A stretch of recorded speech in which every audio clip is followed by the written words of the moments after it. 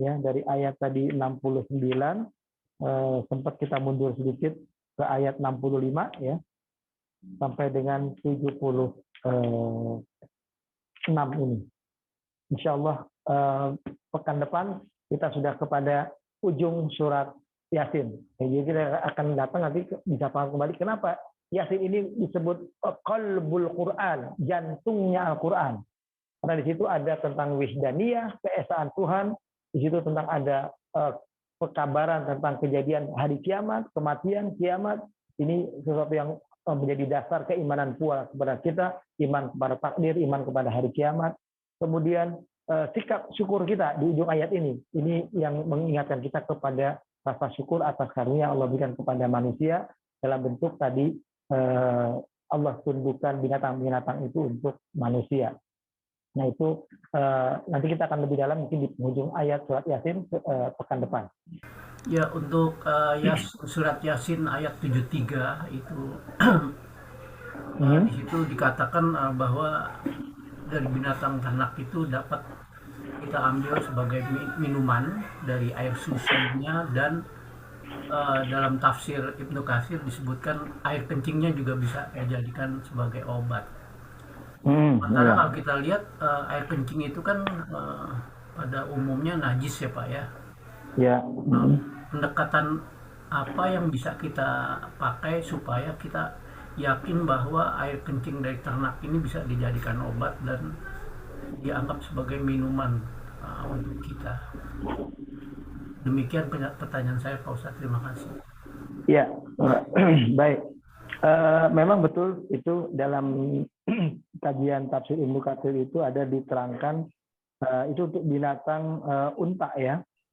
Binatang unta, air seninya itu ada yang dijadikan sebagai obat karena memberikan manfaat. Nah, hanya saja ini karena belum ada penelitian khusus ya, barangkali yang seperti ini sifatnya adalah karena merupakan pelajaran-pelajaran terdahulu, keterangan dari hadis-hadis Nabi walaupun masih dianggap lemah keterangannya, itu karena ada petunjuk seperti itu boleh dipercaya, boleh tidak. Jadi kalau kita pun tidak percaya karena kita mungkin masih ada khawatir, toh masih banyak jenis-jenis pengobatan lain yang Allah ciptakan, pengobatan itu sendiri. Jadi barangkali kalau kita masih ada keraguan, ya kita jangan menggunakan jenis dari kotoran najis unta itu untuk menjadi obat. Ya, dia najis itu maksudnya adalah ketika menjadi bagian yang luar yang kena dengan kita. Najis itu di situ sebetulnya. Jadi kalau kita sudah berwudu, sudah rapi, mau sholat, entah baju kita, entah tangan kita kena kotoran itu najis. Nah, itu perlu dibersihkan. Nah, itu saja sebetulnya kalau kita dalam keadaan berwudu, kita hanya perlu membersihkan najisnya.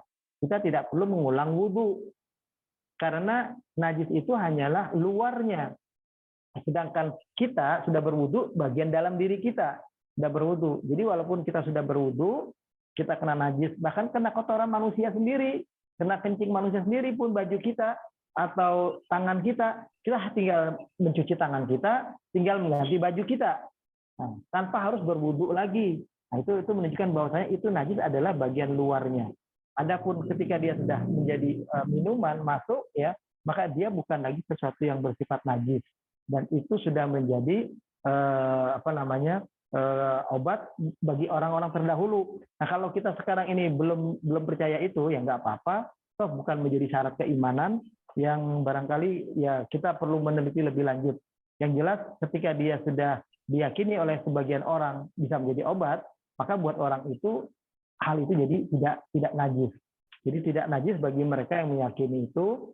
Sedangkan kita tentu saja yang tidak mau ya mudah-mudahan masih ada obat yang lain yang bisa kita manfaatkan. Biasa kan orang kalau sakit itu begini ya, apapun ingin mereka lakukan selama itu dianggap bisa memberikan kesembuhan.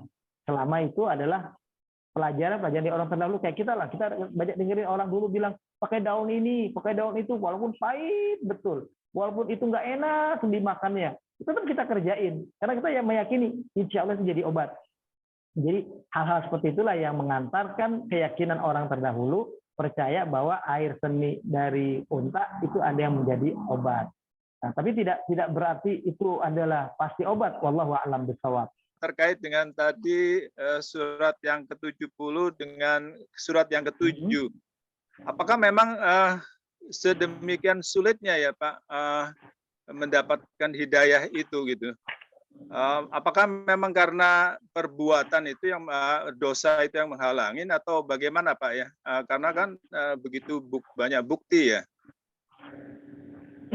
Begini, ini kalau ada ayat seperti ini sama dengan bunyi ayat innal ladzina kafaru sawa'un 'alaihim a'andartahum am lam tunzirhum la yu'minun. Sesungguhnya orang-orang kafir itu sama saja untuk mereka. Kalian beri peringatan kepada mereka atau tidak kalian beri peringatan, mereka tetap juga nggak mau beriman. Nah, ayat-ayat ini sifatnya menunjukkan bahwa ini orang-orang kafir yang akhirnya wafat dalam kekafirannya. Ya. Buat mereka ternyata sudah datang kayak Nabi, seperti Nabi dengan Abu Talib katakanlah, Nabi sudah meyakinkan Abu Talib, Nabi sudah berbuat baik kepada Abu Talib pun juga dihargai perbuatan baiknya oleh Rasulullah, bahkan oleh umat Islam lainnya perbuatan beliau sangat dihargai, dihormati beliau, tapi toh tetap juga tidak beriman. Nah ini ayat ini berlaku pada akhirnya ketika beliau wafat. Ketika akhirnya Abu Talib itu wafat, orang kafir itu wafat. Adapun ketika orang kafir itu masih hidup, tetap saja hidayah itu bisa terjadi pada siapapun. Maka dari itu kita juga tidak boleh katakanlah orang kafir itu kita hinakan terlalu kuat, terlalu dalam. Kita boleh memposisikan mereka sebagai orang kafir. Yang kita hinakan adalah perbuatannya. Yang kita sayangkan adalah perbuatannya, bukan pribadi orang itu. Boleh jadi satu saat orang itu malah dapat hidayah, orang itu dapat petunjuk, malah jadi beriman. Nah, jadi ayat-ayat yang seperti ini sifatnya adalah cap bagi orang kafir yang wafat dalam keadaan kafir. Nah, buat mereka nggak ada gunanya petunjuk, nggak ada gunanya peringatan, nggak ada gunanya lagi arahan. Tapi buat orang kafir yang lain yang masih hidup, mudah-mudahan peringatan itu akan berguna bagi mereka. Mudah-mudahan pelajaran ini akan ada manfaatnya bagi mereka. Mereka sendiri harus berusaha mencari petunjuk itu. Kayak Umar bin Khattab misalnya. Itu Umar bin Khattab, mengapa akhirnya yang dapat hidayah beliau bukan Abu Jahal? Itu ya. Kalau mau tahu ini ada sejarahnya panjang juga. Ternyata saya baca dalam kitab ada ternyata Abu Jahal ini yang kan di bahasa Nabi itu menyebut ada Umaroin. Salah satu Umar ahadu Umaroin yahtadi billah. Salah satu di antara dua Umar akan dapat petunjuk dari Allah. Ternyata yang dapat adalah Umar bin Khattab. Nah, ternyata latar belakangnya Abu Jahal di samping dia melawan Nabi, dia menyimpan dendam penyakit hati yang kuat kepada Nabi. Salah satu sebabnya adalah ternyata dulu Khadijah itu waktu sebelum dinikahi oleh Nabi, itu sempat dilamar oleh Abu Jahal ini. Abu Jahal ini pengen kawinin Khadijah, tapi Khadijah tidak mau karena melihat perangainya dia yang tidak baik. Khadijah lebih menerima Nabi karena Nabi juga oleh Khadijah dipelajari betul. Khadijah sampai mengutus seseorang namanya Maisarah mendampingi Nabi kalau berdagang kemana-mana, dilihat supaya ngasih laporan bagaimana Muhammad itu. Orangnya baik enggak? Jujur enggak? Orangnya pantas enggak? Oh nanti jadi suaminya. Sesudah dia pelajari pantas jadi suaminya, baru dia ngomong. Baru dia bisa menerima lamaran Rasulullah SAW. Itu kayak begitu. Nah, Abu Jahal berusaha ngelamar Khadijah, minta Khadijah. Karena Khadijah dulu walaupun usianya lanjut, dia adalah bunganya kota Mekah. Dia ini pengusaha sukses. Orang yang juga penampilan fisiknya juga cantik, ya menarik. Ya kalau kayak sekarang mungkin usia 40, tapi 40-nya artis. Katakanlah kayak gitu mungkin, kurang lebih. Jadi menarik istri Khadijah ini. Dan dia punya kekayaan yang banyak. Nah, orang banyak. Nah, Abu Jahal salah satunya. Nah, barangkali, ini yang nggak boleh terjadi pada orang kafir, boleh membenci kebenaran semata-mata karena memang ketidaktahuan mereka. Tapi ketika membenci kebenaran semata-mata karena dendam dengan si pembawa kebenaran, karena kebenciannya yang terlalu kuat kepada melihat orang-orangnya atau kepribadian orang itu, jadi orang ini akan semakin jauh dari petunjuk. Jadi orang yang kafir tapi semata-mata karena belum terbuka hatinya, baru tertutup, katakanlah karena ketidaktahuannya, karena dia mungkin belum baca, dia belum mengerti, akhirnya dia masih kafir. Nah, orang-orang yang seperti ini besar kemungkinan nanti akan dapat hidayah dari Allah. Tapi kalau orang kafir yang pendendam, yang pemarah, yang pembenci, bahkan menyiksa, barangkali mungkin orang ini semakin jauh dari petunjuk itu. Nah, Umar bin Khattab, walaupun dia pembenci Nabi, tidak suka Nabi, tapi dia bukan membenci pribadi Nabi. Dia bukan orang yang memusuhi Nabi dengan kekerasan. Dia hanya melakukan keburukan pada dirinya. Dia jadi orang yang jahat pada waktu itu untuk orang-orang yang dikuasainya, tidak kepada umat Islam langsung pada saat itu. Untuk itulah makanya barangkali beliau akhirnya dapat hidayah. Jadi makanya orang kafir itu kalau dia kafir tapi tidak berlebih-lebihan, maka semoga Allah kasih hidayah kepada mereka. Jadi kalau memahami ayat 70 surat Yasin ini dengan surat Al-A'raf yang tadi disebutkan atau di surat Al-Baqarah yang tadi saya bacakan, nah itu kurang lebih sifatnya seperti itu. Surat Ya. Yasin ayat 7, Pak, yang laqad Wasawa'un alaihim. Iya kan, Ya. sesuatu kalau memang sama. enggak beriman, konsekuensinya kan mendapat azab. Iya, betul. Itu wasawa'un alaihim a'andar taum alam tunzirhum la yu'minun. Itu sama. Nah, itu adalah penggambaran tentang orang-orang kafir yang akhirnya wafat dalam keadaan kafir. Pak, menyeberang dikit, Pak, mengenai ini, Pak, Syiah Zaidiyah. Itu kan terdekat dengan Sunni, karena mereka secara prinsip kan nggak sesat dan juga boleh katakan masih mengakui para sahabat Nabi. Dan juga masih memakai hadis, ya Pak. Ya, betul. Betul. Itu kalau kita berguru sama mereka, apakah ada masalah, Pak? Kalau ada ustadznya seperti Quraisy Shihab, kan secara logika masuk aja itu, Pak. Enggak, begini, kalau Quraisy Shihab dituduh Syiah pun saya termasuk orang yang masih meragukan hal itu. Itu bisa jadi hanya tuduhan. Insya Allah beliau tetap Sunni sebetulnya. Dan sebetulnya dalam hal ini itu karena ada pandangan istilah Sunni, istilah Syiah itu kan muncul belakangan. Jauh setelah zaman kekhalifahan yang Rasyidin itu, ya sesudah Imam Ali wafat, itu baru berkembang di zaman Muawiyah. Terus baru ada kelompok-kelompok Murji'ah, kelompok-kelompok Khawarij. Awalnya itu kelompok Khawarij sebetulnya itu, kelompok-kelompok yang akhirnya menjadikan mereka kelompok Syiah.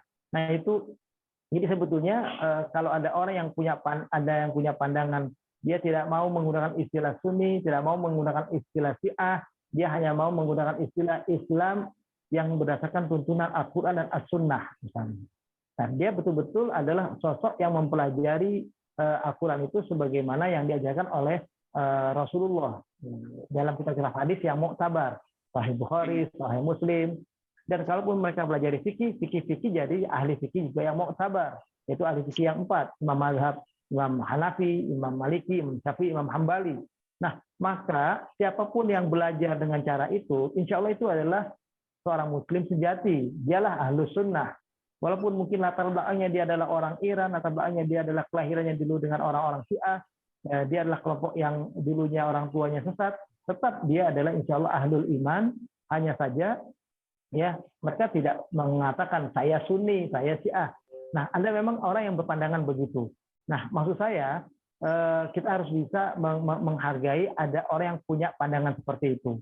Kita juga sebetulnya pengelompokan istilah Sunni Syiah itu terpaksa buat kita. Ya, jadi terpaksa kita gunakan istilah Sunni, istilah Ahlus Sunnah, karena kita tahu ada kelompok yang sesat, yaitu Syiah. Jadi istilah itu kita terpaksa gunakan. Kalau tidak ada kelompok Syiah, kita tidak akan gunakan istilah itu. Jadi istilah Syiah pun sebetulnya adalah penggunaan yang digunakan oleh mereka pertama kali. Yang penggunaan itu jangankan di zaman Nabi, di zaman Abu Bakar nggak dikenal apa itu Syiah. Di zaman Umar nggak dikenal apa itu Syiah. Bahkan di zaman Ali sendiri pun tidak ada istilah Syiah. Nggak berarti pengikut yang berlebihan mendukung Ali bin Abi Thalib itu adalah Syiah. Ali nggak pernah mengatakan itu. Jadi istilah itu muncul belakangan. Nah, jadi kalau ada orang yang mungkin tidak terlalu ingin menggunakan istilah kedua istilah itu, Sunni dan Syiah, mereka hanya menggunakan istilah Islam saja, ya. Nah, paling tidak kita memahami saja bahwa dalam kelompok Syiah gitu, yang selama ini memang ada kelompok yang dekat dengan Ahlus Sunnah, pemahaman tauhidnya, yaitu Syiah Zaidiyah yang ada di Yaman. Karena mereka tidak membenci para sahabat Nabi dan tidak menyalahkan kenapa kekhalifahan tidak turun kepada Ali bin Abi Thalib. Ya, tidak membenci istri Nabi Aisyah karena pernah perang Siffin dengan perang Jamal dengan Ali bin Abi Thalib. Gara-gara pernah perang Jamal, ya dianggapnya itu istri yang durhaka, istri yang nggak betul kan begitu. Aisyah, mereka benci Aisyah, mereka hanya menghormati Khadijah. Itu kekeliruan mereka seperti itu. Tapi tolong dipahami, Syiah Zaidiyah itu di Indonesia belum ada. Adanya di Yaman. Kalau di Indonesia yang ada adalah Syiah Asy'ariyah, semuanya Isna Asy'ariyah semua. Syiah yang sesat yang banyak. Kalau di Indonesia. Jadi kita jangan juga terpengaruh dengan pandangan Syiah Zaidiyah. Memang ada Syiah yang dekat dengan sunnah, yaitu Syiah di Yaman itu, Syiah Zaidiyah. Tapi di Indonesia yang masuk adalah semuanya Syiah Isna Asy'ariyah atau Syiah Imamiyah, Imamah itu, ya, yang lagi menunggu imam ke-12 mereka, Imam Muntazor, nanti yang kita bilangnya Imam Mahdi, kalau mereka imam mereka yang ke-12 yang akan muncul di akhir zaman. Nah, itu perbedaannya dengan mereka itu di situ. Secara keseluruhan surat Yasin ini kenapa surat ini menjadi menarik, sering dibaca sama orang, ya, dibaca dan punya kedudukan yang lebih tinggi dari surat-surat yang lain misalnya. Nanti kita akan sampai juga ke situ. Karena di penutup Ya, itulah kita akan jadi paham seluruhnya. Insya Allah. sambil ini Pak, disebut bisa jantungnya Al-Quran, Pak. Oh, Betul. bisa disebut jantungnya Al-Quran. Disebut jantungnya Al-Quran itu yang saya bilang tadi, karena dia ada sesuatu yang menjadi jantungnya keimanan kita juga, yaitu masalah tauhid, masalah keimanan tentang kematian, tentang takdir Allah, tentang hari kiamat, itu digambarkan di dalam surat Yasin ini, dan tentang sikap bersyukur yang seharusnya pada diri kita. Nah, itu juga dalam surat Yasin ini. Makanya Yasin ini penting dibacakan kepada orang yang mau mati. Dalam pengertian dibacakan ayat ini supaya dia lebih sadar. Ya, kalau dibacakan begitu saja dia nggak tahu artinya, ya juga mungkin masih kurang manfaatnya. Tapi bagi sebagian orang yang awam, akhirnya karena Al-Quran punya mukjizat yang luar biasa, dari orang memahami kandungan maknanya dan bisa mengambil nilai-nilainya secara ilmiah, maupun orang yang sekedar mengambil Al-Quran hanya bacaannya saja, hanya dari bunyinya saja. Nah, bunyinya saja, suaranya saja, bahasa Arabnya saja sudah memberikan manfaat bagi sebagian orang. Maka orang ada yang percaya itu. Ya, itu juga nggak apa-apa. Ya, cuma buat orang yang terus belajar, maka mereka mungkin tidak hanya berhenti sampai di situ, barangkali begitu.